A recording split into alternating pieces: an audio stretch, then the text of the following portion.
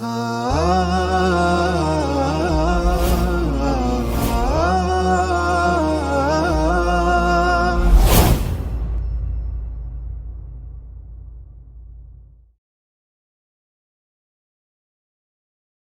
Ibu sekalian, salah satu pembahasan di dalam sholat berjamaah adalah seputar posisi makmum dan tempat di mana imam dan makmum melaksanakan sholat berjamaah. Posisi makmum dilihat dari jumlah mereka. Apabila ada seorang imam, kemudian makmumnya 2 orang laki-laki atau lebih, atau wanita, maka mereka berada di belakang imam. Jadi posisi shafnya 2 orang ini di belakang imam. Kalau ada wanita bersama mereka, maka si wanita di belakang makmum yang 2 tadi.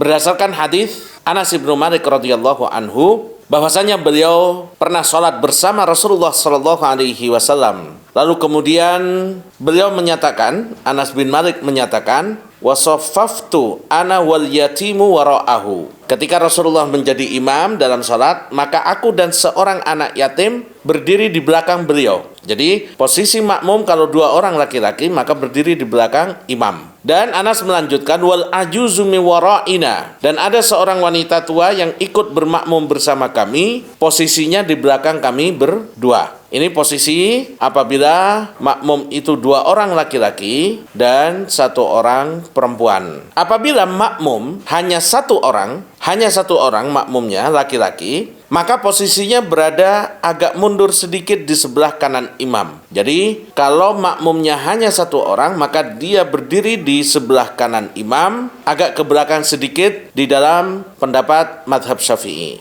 Di mazhab yang lain ada yang mengatakan sejajar di sebelah kanan imam sejajar. Apa dalilnya? Dalilnya adalah hadis Abdullah ibnu Abbas radhiyallahu anhuma, bahwasannya beliau pernah sholat malam bersama Rasulullah sallallahu alaihi wasallam, lalu berdiri di sebelah kiri beliau, dan Rasulullah sallallahu alaihi wasallam kemudian beliau menarik tangan Ibnu Abbas memindahkannya ke sebelah kanan. Jadi Ibnu Abbas itu sholat di sebelah kiri Rasulullah, lalu kemudian oleh Rasulullah ditarik Ibnu Abbas, digeser ke sebelah kanan beliau. Ini yang sesuai dengan sunnah. Adapun shaf yang dimakruhkan bagi imam adalah sejajar dengan imam. Shaf yang dimakruhkan bagi makmum, dia shaf sejajar dengan imam. Ini dalam mazhab Syafi'i makruh. Di mazhab yang lain itu dibolehkan. Berdiri sendiri atau terpisah dari barisan. Maksudnya ada 3 baris misalkan, tapi dia nggak masuk di baris terakhir, dia malah sholat sendirian.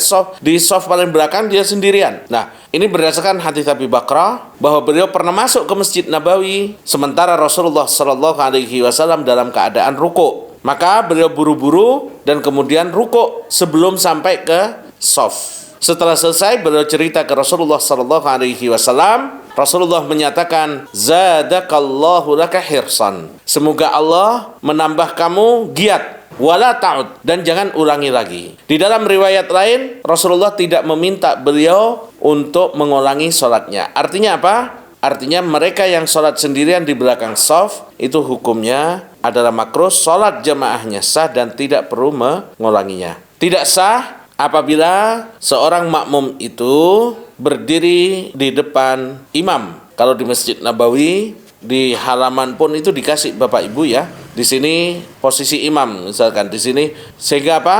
Agar tidak ada yang sholat di depan imam. Karena halaman Masjid Nabawi yang begitu luas, kadang orang datang dari arah kiblat, buru-buru, hotelnya di sebelah kiblat, misalkan arah kiblat, dia datang main sholat aja, padahal posisinya di depan imam. Nah, di Masjid Nabawi itu di luar dikasih tulisan di sini batas shaf. Dikatakan dalam mazhab Syafi'i, la yataqaddamu ala imamin fil mauqif. Tidak boleh seorang makmum itu posisinya lebih maju daripada imam. Fa in taqaddama batalat fil jadid. Kalau dia sholat di depan posisi imam, maka hukumnya batal. Sholatnya batal menurut pendapat Al-Imam Syafi'i dalam pendapat yang baru. Kita ketahui Imam Syafi'i itu ada 2 pendapat. Pendapat yang lama yang di Irak dan pendapat yang baru di Mesir sebelum beliau wafat. Pembahasan berikutnya tentang tempat bermakmum. Artinya posisi imam dan makmum di masjid itu dianggap sah sholat berjamaahnya seperti apa? Yang pertama, imam dan makmum di dalam masjid. Jadi, imamnya di masjid, makmumnya juga di dalam masjid, maka ini sah meskipun jaraknya agak jauh, ya. Sekarang misalkan masa pandemi, ada jarak antara imam dengan makmum. Selama masih di dalam masjid, sama-sama di dalam masjid, imamnya di masjid, makmumnya di masjid, maka ini boleh. Imam di dalam masjid, makmum di luar masjid. Jaraknya maksimum, ya, tidak boleh lebih dari 150 meter ujung masjid, ya, jarak makmum dari ujung masjid. Jadi Bapak Ibu sekalian, misalkan masjidnya penuh nih. Di sini dalam mazhab Syafi'i dinyatakan posisi makmum yang di luar masjid itu tidak lebih dari 150 meter. Ini kalau di Indonesia sulit untuk dibayangkan, tapi kalau kita di Masjidil Haram misalkan atau di Masjid Nabawi, ini sangat-sangat terbayang sekali, terutama di malam 27 Ramadan, di mana banyak orang berkeyakinan itulah malam Lailatul Qadar. Mereka biasanya di malam Lailatul Qadar itu, malam 27, semua tumplek-plek di Masjidil Haram. Banyak sekali jamaah yang harus sholat jauh dari masjid. Nah, ini jaraknya Bapak Ibu sekalian tidak lebih dari 150 meter. Tidak ada penghalang di antara keduanya. Lalu kemudian yang ketiga, imam dan makmum di luar masjid. Jarak makmum dan imam tidak lebih dari 300 hasta atau 150 meter. Pelaksanaan sholat misalkan di luar masjid, masjidnya nggak bisa dipakai atau alasan apapun, maka jarak antara makmum dengan imam tidak boleh lebih dari 150 meter. Tidak ada penghalang antara imam dan makmum. Ini tentang posisi sholat imam dan makmum. Nah, gampangannya begini Bapak Ibu sekalian, ya. Dalam Fiqhun Nawazil atau fikih kontemporer, di mana masjid itu banyak sekali, ya, banyak sekali perkembangan arsitektur modern ini, seperti misalkan masjid 2 lantai.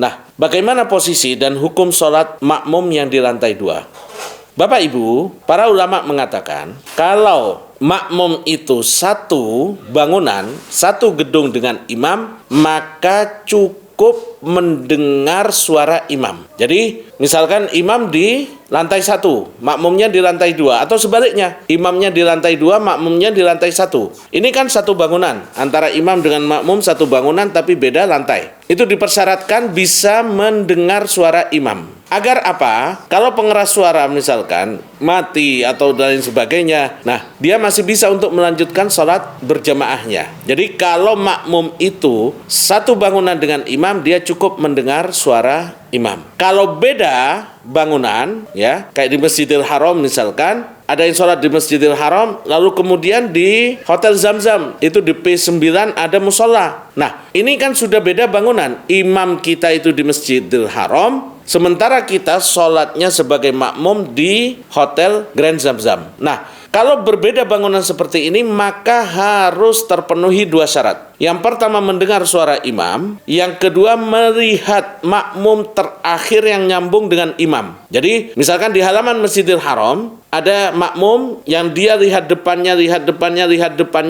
sampai ke imam. Nah, kita yang di Grand Zamzam harus melihat makmum terakhir yang ada di halaman Masjidil Haram. Agar apa?